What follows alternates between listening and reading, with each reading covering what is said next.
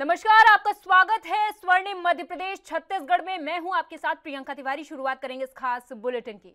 मुख्यमंत्री भूपेश बघेल दुर्ग शहर के प्रवास पर हैं। तय कार्यक्रम के तहत वे दोपहर 12:30 बजे रायपुर से दुर्ग पहुंचे। इसके बाद जिला उद्योग और व्यापार केंद्र पहुंचे। यहां आयोजित कार्यक्रम में उन्होंने वहां बने नवीन कार्यालय का उद्घाटन किया। इसके बाद उन्होंने संभाग भर से पहुंचे उद्योगपतियों से मुलाकात की। मुलाकात के दौरान सीएम ने उनसे कहा कि आप तो स्टील बेचते हैं, हम तो गोबर भी बेच देते हैं। सीएम ने आगे चर्चा करते हुए कहा कि स्थानीय लोगों का स्किल डेवलपमेंट करें, उनके लिए रोजगार की संभावना होगी तो वे उद्योगों को स्वीकार करेंगे।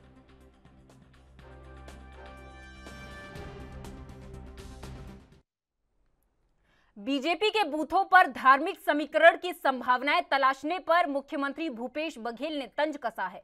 सीएम भूपेश बघेल ने कहा कि आला नेता बीजेपी विधायकों की तो पहले ही टिकट काट चुके हैं, पहले ही बता चुके हैं कि उन्हें दोबारा टिकट नहीं मिलेगी। अब सांसदों को निपटाने की तैयारी की जा चुकी है, उनका टिकट काटने की तैयारी है, इसलिए ही ऐसा कर रहे हैं।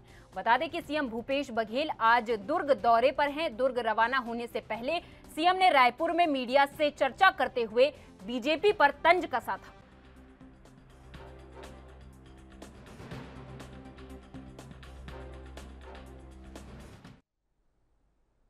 एमपी के सीएम शिवराज सिंह चौहान ने संबोधन के दौरान कहा कि प्रधानमंत्री नरेंद्र मोदी के नेतृत्व में सुरक्षित भारत के निर्माण के लिए एक महाअभियान चल रहा और आंतरिक सुरक्षा इसका एक महत्वपूर्ण आयाम है, जिसमें पुलिस की भूमिका बहुत महत्वपूर्ण है। सुनिए। प्रधानमंत्री श्रीमान नरेंद्र मोदी जी के नेतृत्व में एक वैभवशाली भारत, एक गौरवशाली भारत, एक संपन्न भारत, समृद्ध भारत और सुरक्षित भारत के निर्माण के लिए महाअभियान चल रहा है और आंतरिक सुरक्षा इसका एक महत्वपूर्ण आयाम है और जिसमें हमारी पुलिस की भूमिका बहुत महत्वपूर्ण होती है। पुलिस का काम अब केवल अपराधियों को पकड़ना और दंडित करना मात्र नहीं है। मुझे गीता का वो श्लोक याद आता है, परित्राणाय साधूनाम विनाशाय च दुष्कृताम। आम जन के रक्षा के लिए, सुरक्षा के लिए और दुष्टों के दलन का काम है पुलिस का। लेकिन आज कई और आयाम जुड़ गए हैं। आप जानते हैं कोविड के दौरान जैसा पुलिस ने काम किया वो सचमुच में अद्भुत था। हमारे कई पुलिस के साथी दूसरों की सुरक्षा करते करते बलिदान हो गए। मध्य प्रदेश में उदाहरण है, नशा मुक्ति अभियान चलाना हो, बेटियों की सुरक्षा के लिए मुस्कान अभियान चलाना हो, साइबर क्राइम, एक न कई आयाम है। और इसलिए मैं मानता हूं कि पुलिस का काम आज की जो चुनौतियां हैं उससे निपटने में। एमपी में सिविल सर्विसेज डे पर मुख्यमंत्री शिवराज सिंह चौहान के संबोधन के दौरान बिजली गुल हो गई, तो वहीं इसी बात को लेकर हर जगह हड़कंप मच गया। बता दें कि इस कार्यक्रम में अखिल भारतीय सेवा के आईएएस, आईपीएस और आईएफएस सेवा के प्रदेश के अधिकारी शामिल थे। ये सोचने वाली बात है कि प्रदेश के मुखिया भाषण दे रहे हों और बीच में लाइट चली जाए। ये बेहद हैरान करने वाली स्थिति होती है। इस मौके पर शिवराज सिंह चौहान ने स्थिति को काबू करने की कोशिश की और वहां बैठे अफसरों से हंसी ठिठोली करते हुए पूछा कि संजय दुबे कहां हैं। आपको बता दें कि संजय दुबे ऊर्जा विभाग में वरिष्ठ अधिकारी हैं। इस पूरी स्थिति को सीएम शिवराज सिंह चौहान ने किस तरह से संभाला वो आपको सुनाएंगे। और एक और कहानी जो मैं कई बार सुनाता हूं, संजय दुबे है क्या यहाँ? कोयले का भी संकट है। केंद्रीय गृह मंत्री अमित शाह आज भोपाल दौरे पर हैं। उन्होंने भोपाल में 48वीं अखिल भारतीय पुलिस विज्ञान कांग्रेस का शुभारंभ किया।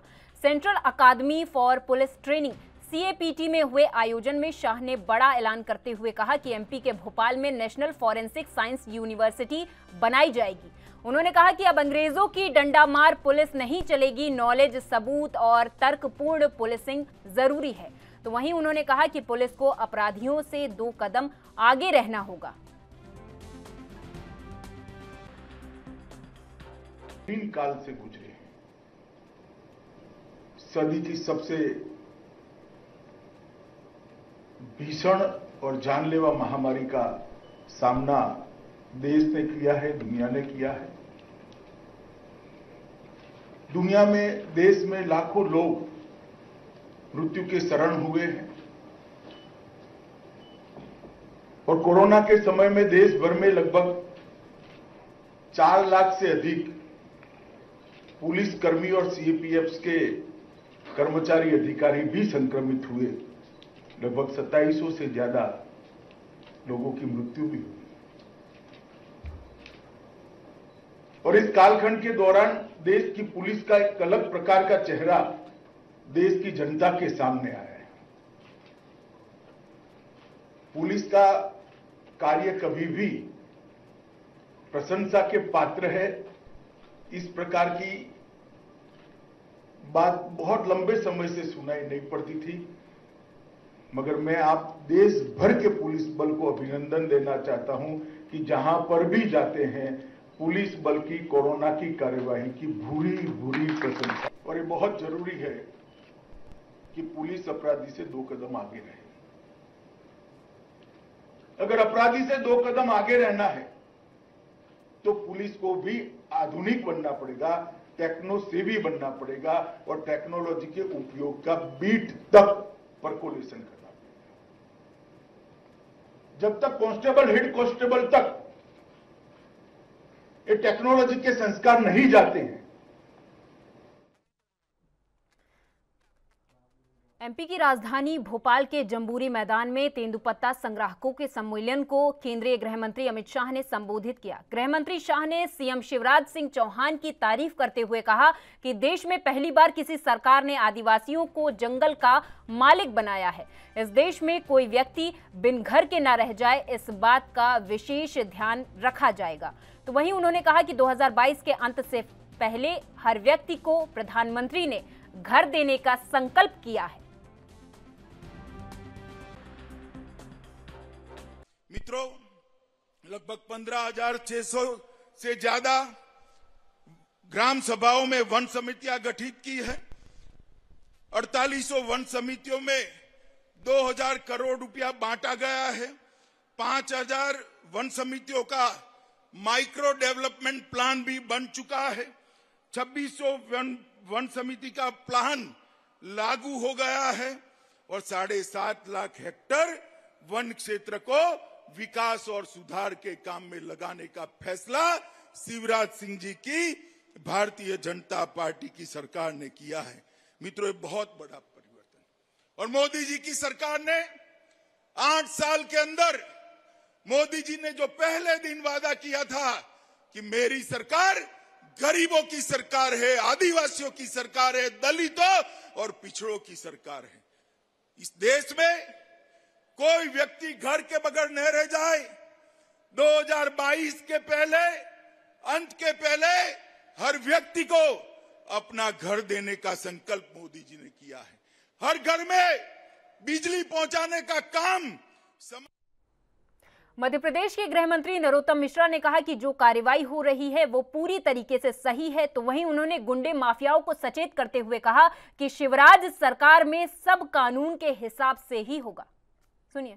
हाईकोर्ट की ने जो इनके बात को आग्रह किया है, हमारी कार्रवाई पर अप्रत्यक्ष रूप से जो मोहर लगाई है वो इस बात का भी द्योतक है कि जो दंगाई है, जो कब्जाई है, अतिक्रमण कारक है, इन पर जो कार्रवाई की गई है वो सही कार्रवाई। हम पहले दिन से यही कह रहे थे कि हम कार्रवाई विधि सम्मत कर रहे हैं, हम कानून के दायरे में रह के काम कर रहे हैं। अब कानून ने भी कह दिया, कोर्ट ने भी कह दिया कि हमने जो कार्रवाई की है वो सही है। और इससे बाकी लोग अब समझ लें कि अगर दंगा करेंगे, पत्थर फेंकेंगे, अतिक्रमण करेंगे तो कार्रवाई ऐसे ही होगी। कुछ लोग ये भी कह रहे थे कि साहब ये मुस्लिम वर्ग को इसमें निशाना बनाया जा रहा है। वो हो सकता है कि वो जाति के हिसाब से देखते हो, धर्म के हिसाब से देखते हो। हम तो सब चीजें कानून की। इत्तेहाद मिल्लत काउंसिल के अध्यक्ष और आला हजरत दरगाह से जुड़े मौलाना तौकीर रजा खान ने बुलडोजर कार्रवाई पर कहा कि सरकार को ये चेतावनी है कि अगर रवैया नहीं बदला तो फिर से महाभारत होने से कोई नहीं रोक सकता। इसी पर एमपी के कैबिनेट मंत्री विश्वास सारंग ने प्रतिक्रिया दी है। मौलानाओं की गीदड़ भपकी से ये देश नहीं चलेगा और उन्हें ध्यान रखना चाहिए, सस्ती लोकप्रियता हासिल करने के लिए इस तरह की बयानबाजी देशद्रोह की श्रेणी में आती है। देश संविधान से चलेगा, इस तरह की गीदड़ भपकियों से नहीं चलेगा। मौलाना ध्यान रखें, इस देश में अब कांग्रेस और नेहरू परिवार की लचीली सरकार नहीं है, देशभक्तों की सरकार है। महाभारत की बात करने वाले लोग ध्यान रखें कि महाभारत में दुष्टों का अंत हुआ था और जो दुष्टता करेगा वो इस देश में सही ढंग से नहीं रह पाएगा। इसलिए प्रसन्नता की बात है कि हम सबके यशस्वी नेता देश के गृह मंत्री अमित शाह जी भोपाल पधार रहे हैं। अमित शाह जी ने गृह मंत्री बनने के बाद करने से विवादों में घिर गए थे, जिसके बाद उनके ऊपर एफआईआर भी हो गई थी। आपको बता दें कि अपने ऊपर एफआईआर होने से दिग्विजय सिंह काफी नाराज हैं और उन्होंने अब आक्रामक रुख अपना लिया है।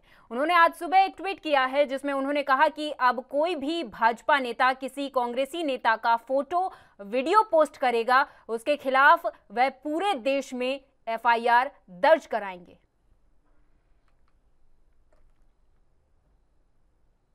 केंद्रीय राज्य मंत्री अर्जुन राम मेघवाल 2 दिवसीय बस्तर प्रवास पर हैं। वे आज संभागीय मुख्यालय जगदलपुर पहुंचे हैं। यहां भाजपा के कार्यकर्ताओं ने उनका भव्य रूप से स्वागत किया। केंद्रीय संस्कृति और संसदीय कार्य राज्य मंत्री अर्जुन राम मेघवाल ने मीडिया से बातचीत भी की। उन्होंने कहा कि वे जगदलपुर में अधिकारियों की बैठक लेंगे। बस्तर की कला और संस्कृति को बढ़ावा देने के लिए विशेष तौर पर अधिकारियों के साथ प्लानिंग करेंगे, साथ ही विकास के मुद्दों पर चर्चा करेंगे। वहीं भाजपा के कार्यकर्ताओं से मुलाकात भी करेंगे। तो वहीं मध्य प्रदेश के खरगोन में हिंसा के दौरान इब्रिश उर्फ सद्दाम खान की मौत के मामले में 5 आरोपियों को पुलिस ने गिरफ्तार किया है। इस मामले में एक आरोपी पर राष्ट्रीय सुरक्षा कानून यानी एनएसए के तहत केस दर्ज किया गया है। वहीं 3 आरोपी अभी फरार हैं। एसपी रोहित काशवानी ने बताया कि 10 अप्रैल को रामनवमी जुलूस के दौरान हुई हिंसा में शहर के इस्लामपुरा निवासी 30 साल का इब्रिस खान लापता हो गया था। 14 अप्रैल को उसकी गुमशुदगी दर्ज कराई गई थी। 4 दिन बाद इंदौर के अस्पताल में इब्रिस के शव की शिनाख्त की गई थी। इस मामले में आरोपी दिलीप, संदीप, अजय कर्मा, अजय सोलंकी और दीपक प्रधान को गिरफ्तार किया गया है। अभी 3 आरोपी फरार हैं। एसपी ने बताया कि एक और आरोपी फिरोज उर्फ सेजू पर एनएसए की कार्रवाई की गई है। बता दें कि हिंसा मामले में अब तक तीसरे आरोपी पर ये एनएसए की कार्रवाई हुई है।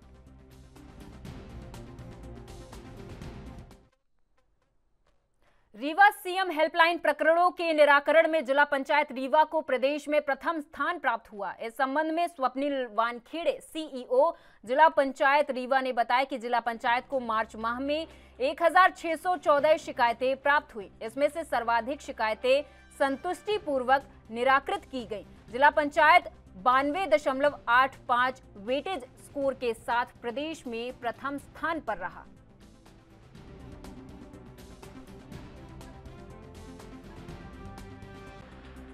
इस बारे में मैं यही कहना चाहूँगा कि हमारे जो नवागत कलेक्टर सर है उन्होंने सीएम हेल्पलाइन में काफ़ी फोकस किया है और उनके प्रयासों के कारण डिपार्टमेंट ने और अच्छे तरीके से सीएम हेल्पलाइन की शिकायतें बंद की है, जिसके कारण हम लोग अभी पहले पोजीशन में आए हैं।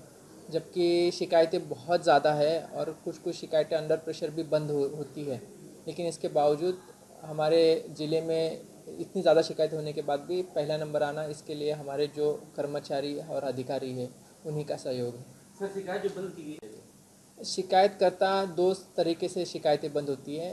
एक तो संतुष्टिपूर्वक जब वो कहते हैं OTP नंबर देते हैं तब बंद होते हैं। कोई शिकायत जैसे किसी को प्रधानमंत्री आवास चाहिए होता है लेकिन उनका नाम सूची में नहीं होता है तो वो भी शिकायत करते हैं। ऐसी शिकायतें पार्शियली क्लोज किया जाता है। पार्शियली क्लोज में आप संतुष्टिपूर्वक नहीं बंद करते। छत्तीसगढ़ व्यावसायिक परीक्षा मंडल की ओर से आयोजित नागरिक आपूर्ति निगम में निरीक्षकों के पदों पर भर्ती हाईकोर्ट के फैसले के अधीन रहेगी। जस्टिस पी सैम कोशी की सिंगल बेंच ने प्रारंभिक सुनवाई के बाद ये आदेश जारी किया है। साथ ही राज्य शासन और व्यावसायिक परीक्षा मंडल सहित अन्य पक्षकारों को नोटिस जारी कर जवाब मांगा है। दरअसल भर्ती के लिए हुई परीक्षा में गलत सवालों को सही बताकर अंकों को गड़बड़ी करने का आरोप लगाया गया था। प्रतियोगी प्रवीण मिश्रा ने हाईकोर्ट में याचिका दायर की है। इसमें बताया गया है कि नागरिक आपूर्ति निगम में निरीक्षक के 84 पदों पर नियुक्ति होनी है। भर्ती की जिम्मेदारी व्यावसायिक परीक्षा मंडल को दी गई है। जनवरी 2022 में मंडल ने परीक्षा के लिए विज्ञापन जारी किया। इसके बाद 20 फरवरी को लिखित परीक्षा आयोजित की गई। एमपी में इन दिनों किसी की चर्चा है तो वो है बुलडोजर। जी हां, बुलडोजर जो सड़कों पर चल रहा है, घरों पर चल रहा है और अब इस बुलडोजर ने एंट्री ली है मध्य प्रदेश हाईकोर्ट में। जी हां, मध्य प्रदेश में लगातार चल रहे बुलडोजर का मामला मध्य प्रदेश हाईकोर्ट पहुंच गया है। जबलपुर हाईकोर्ट बेंच में ये याचिका दायर की गई। मध्य प्रदेश की शिवराज सरकार जो बुलडोजर की कार्रवाई तमाम आरोपियों के ऊपर कर रही है, उसको लेकर याचिका दायर की गई थी। लेकिन प्रदेश में जारी बुलडोजर कार्रवाई के खिलाफ लगी याचिका को हाईकोर्ट ने खारिज कर दिया है। कोर्ट का तर्क है कि याचिकाकर्ता न तो पीड़ित है और न पीड़ित से सीधा संबंध है, इसलिए यह मामला सुनवाई योग्य नहीं है। मेरी जो याचिका थी वो इस बारे में थी कि हमारा देश जो है वो ड्यू प्रोसेस ऑफ लॉ से चलता है, संविधान से चलता है, कानून से चलता है और कानून में अगर कोई प्रक्रिया निर्धारित है तो आपको उसका पालन करना आवश्यक है। और अगर कोई व्यक्ति एक्यूज्ड है, किसी मामले में आरोपी है, तो उसको पनिश करने के लिए भी कानून है और किसी भी कानून में ऐसा कोई पनिशमेंट प्रेस्क्राइब नहीं है कि अगर वो अपराधी है तो आप उसकी निजी संपत्ति जो है उसको आप तोड़ दें। तो इसी बारे में मेरी याचिका थी कि अगर कोई भी एक्शन सरकार ले रही है जो कि लोगों के द्वारा चुनी हुई बहुमत की सरकार है, मतलब लोक लुभावन सरकार है, और सरकार की नज़र में जो जनता होती है वो उसके बच्चे की तरह होती है, क्या कोई भी माँ बाप से अपेक्षित है कि क्या वो बच्चे की गलती पे उसकी सारी चीज़ों को। एमपी में विदेशी घुसपैठियों पर सरकार अब सख्त नजर कर रही है। आपको बता दें कि गृह मंत्री नरोत्तम मिश्रा ने घुसपैठियों की सघन जांच के निर्देश जारी किए। प्रदेश के सभी पुलिस अधिकारियों को निर्देश दिए गए कि एक सघन अभियान चलाया जाए ताकि अवैध घुसपैठियों की पहचान हो सके। इसके साथ ही क्या कुछ कहा गृह मंत्री नरोत्तम मिश्रा ने, आपको सुनाते हैं। पुलिस थानों को, सभी पुलिस अधीक्षकों को ये निर्देश जारी किया है कि जो विदेशी घुसपैठिए प्रदेश में कहीं रहते हैं तो एक सघन अभियान संपूर्ण मध्य प्रदेश में चलाएंगे।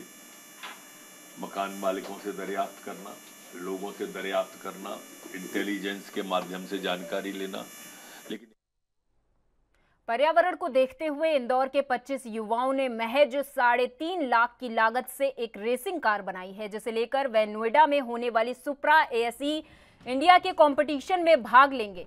दरअसल इंदौर में पढ़ने वाले इंजीनियरिंग के छात्रों ने कई महीनों से मेहनत और महज 3.5 लाख रुपए की लागत से एक रेसिंग कार तैयार की है। 25 लोगों की अथक मेहनत से बनी इस कार को 22 अगस्त से नोएडा में होने जा रहे सुप्रा फॉर्मूला कार रेसिंग कंपटीशन में उतारा जाएगा। कार में खास टेक्नोलॉजी का इस्तेमाल किया गया है जिससे धुएं के कारण एयर पॉल्यूशन नहीं होगा। इसके लिए इंजन में कैथलेटिक कन्वर्टर का इस्तेमाल किया गया है। ये एक फॉर्मूला स्टाइल रेसिंग कार है, इसको फॉर्मूला स्टूडेंट कार बोलते हैं। ये फॉर्मूला भारत जो कोयम्बतूर में होता है, कारी मोटर स्पीडवे में होता है, ये वहाँ से होके आ चुकी है। ये जनवरी में इवेंट हुआ था।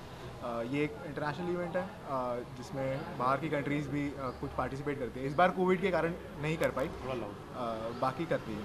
अभी ये गाड़ी हम इसको सुप्रा एएसई इंडिया 2022 के लिए तैयार कर रहे हैं। ये इवेंट 22 अगस्त से 26 अगस्त बुद्ध इंटरनेशनल सर्किट नोएडा में होने वाला है। ये अभी जो कोयम्बटूर गई थी, जब इसमें किस तरह के चेंजेस करने को बोला गया और किस तरह से, मतलब ये कहाँ तक, किस लेवल तक पहुँच पाई थी? जी, कोयम्बटूर में हमने मैकेनिकल इंस्पेक्शन, जो टेक्निकल इंस्पेक्शन होता है वो कुछ पार्ट्स में होता है। हमने मैकेनिकल इंस्पेक्शन पार कर लिया था कोयम्बतूर में। हमारी गाड़ी नॉइस टेस्ट के लिए गई थी, लेकिन वहाँ पे एक ब्रेकडाउन आ गया था हमको, इसलिए हम उसके आगे नहीं जा पाए थे। तो हम इसी को यही गाड़ी को ऑप्टिमाइज़ कर रहे हैं। और कुछ दिक्कतें ऐसी थी कि हमारी तो वहीं अगली खबर सतना से है, जहां सतना के जवान शंकर प्रसाद पटेल सुबह 4:30 बजे जम्मू कश्मीर में आतंकवादियों से मुठभेड़ में शहीद हो गए। वे जिले के मैहर तहसील के नौगवा गांव के रहने वाले थे। उनके साथ के कुछ जवान घायल हुए हैं। शंकर प्रसाद पटेल पर आतंकवादियों ने ग्रेनेड फेंक दिया, जिससे वे घटनास्थल पर ही शहीद हो गए। बता दें कि शंकर प्रसाद पटेल CISF में ASI थे। सप्ताह भर पहले ही उन्होंने ड्यूटी ज्वाइन की थी। उनके 2 बेटे हैं। बड़ा बेटा राजा NHAI में गार्ड है, जबकि छोटा बेटा सुरेंद्र नागपुर में सॉफ्टवेयर इंजीनियर है।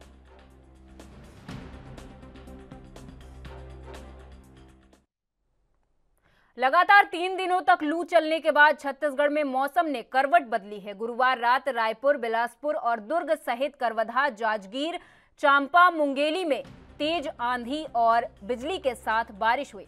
इसके चलते कई इलाकों में सुबह तक बिजली गुल थी। मौसम में आए बदलाव के चलते लोगों को गर्मी से थोड़ी राहत जरूर मिली है। हालांकि शुक्रवार सुबह से एक बार फिर सूरज का पारा चढ़ने लगा। सर्वाधिक 17 मिलीमीटर बारिश राजनांदगांव में दर्ज की गई। इसके अलावा रायपुर में 16.1 मिलीमीटर, दुर्ग में 11, बिलासपुर में 5.8, जगदलपुर में 0.9 और पेंड्रा में 0.2 मिलीमीटर रिकॉर्ड हुई। आपको बता दें कि गुरुवार को दिन का मौसम अपेक्षाकृत ठंडा रहा है। प्रदेश का अधिकतम तापमान 42.7 डिग्री सेल्सियस दर्ज हुआ है। ये सारंगगढ़ में मापा गया। राजनांदगांव में अधिकतम तापमान 42.5 डिग्री, बिलासपुर में 42 डिग्री, रायपुर में 41.9 डिग्री, पेंड्रा रोड में 41.2 डिग्री, दुर्ग में 41 डिग्री और जगदलपुर में 37.1 डिग्री सेल्सियस दर्ज हुआ। ये सामान्य से 4 डिग्री सेल्सियस तक ही अधिक रहा। शाम होते ही मौसम में बदलाव दिखने लगा।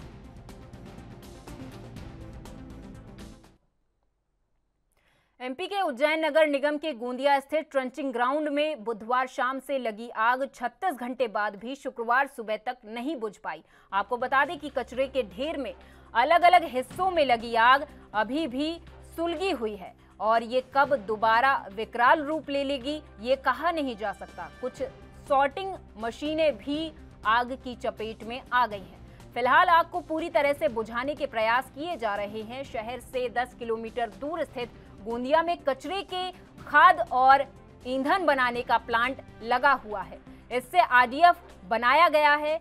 बुधवार शाम करीब 6 बजे इसमें आग लग गई, जिससे धीरे धीरे आग पूरे प्लांट में फैल गई और वहां रखा ड्राई फ्लू भी आग की चपेट में आ गया, जिससे आग ने विकराल रूप धारण कर लिया। आग पर काबू पाने के लिए 50 से अधिक दमकल की गाड़ियां लग चुकी हैं।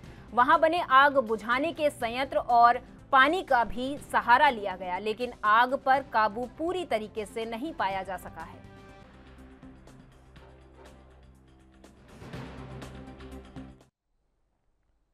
मध्य प्रदेश के डिंडोरी जिला मुख्यालय पर महिला और बाल विकास विभाग की आंगनवाड़ी कार्यकर्ताओं और सहायककर्ताओं का प्रदर्शन 43 दिनों से लगातार जारी है।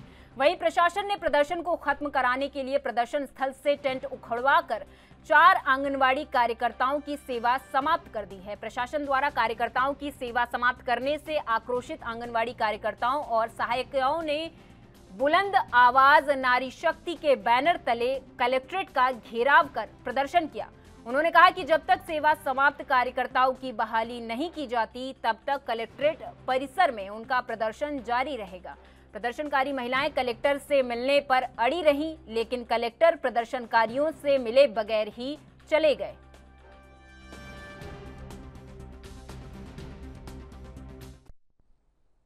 MP के इंदौर के राव पुलिस ने एक ऐसी फर्जी धोखाधड़ी करने वाले गैंग को गिरफ्तार किया है जो लोगों को मुनाफा दिलवाने के नाम पर उनके साथ फ्रॉड कर रहे थे।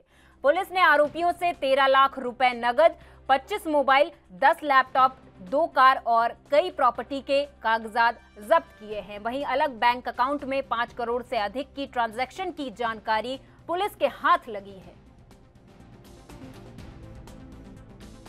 उनको सुहाने सुनहरे सपने दिखाकर उनसे पैसा ऐंठा है और उस पैसे से खुद गोवा में ऐश करी, प्रॉपर्टी खरीदी, गाड़ियां खरीदी, लैपटॉप मोबाइलें खरीदी, कैश का इस्तेमाल किया। इसमें कई सारे लोग इन्वॉल्व हैं। अभी तक जो हमने लोगों को हिरासत में लिया है और जो उनसे माल जब्त किया है वो आपके सामने लैपटॉप, मोबाइलें और कैश रखा है। मैं इनके नाम आपके सामने पढ़ देता हूं। इसमें हमारे फरियादी हैं राइफलमैन सौरभ कुमार, जिन्होंने पहली बार हमको ये जानकारी दी कि उनके साथ इस तरह की कोई एक धोखाधड़ी हुई है, जिस पे TI Rao, sub inspector Bamania, इनकी टीम, राव थाने की टीम, मेरी एसीपी सौम्या, मेरे एडिशनल एसपी जयवीर, इन सब ने इसकी डेप्थ में जाकर ऐसे ऐसे पॉइंट्स निकाले जिससे ये ना केवल एक फर्जी एडवाइजरी का गैंग हमने पकड़ा है, बल्कि आगे आने वाले दिनों में हम और भी ऐसी। और मेरे साथ इस खास पेशकश में बस इतना ही। आप देखते रहिए ANB न्यूज़। नमस्कार।